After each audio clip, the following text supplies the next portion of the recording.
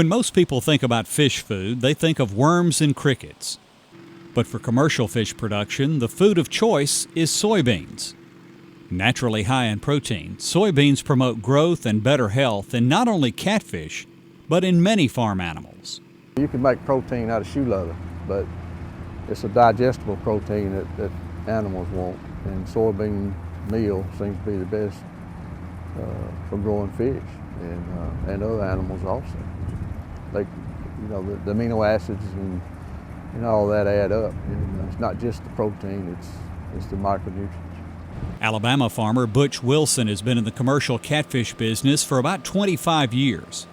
But the industry's been going through hard times lately due to foreign imports.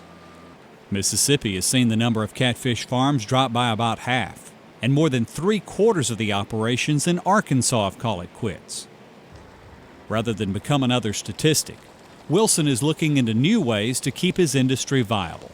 I'm getting to be an old fella in the industry, and our, the median age of catfish producers is probably in the 50s or 60s.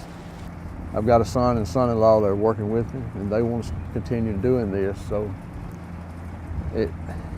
in the traditional way, it just takes so much money to raise so little profit that we felt like we had to look at other alternatives. Working with a grant from the United Soybean Board and researchers from Auburn University, Wilson built a facility to grow tilapia in a controlled environment.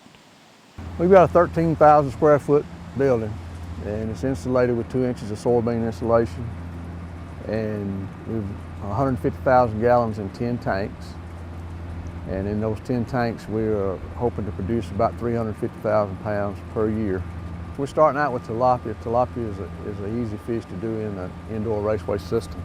Now, this system can be adapted to other species of fish. Wilson says other countries like China and Vietnam can produce fish cheaper than U.S. farmers can, and they're dumping their product on the American market, hurting producers in this country. He says he hopes systems like this one will help domestic farmers produce at a lower cost.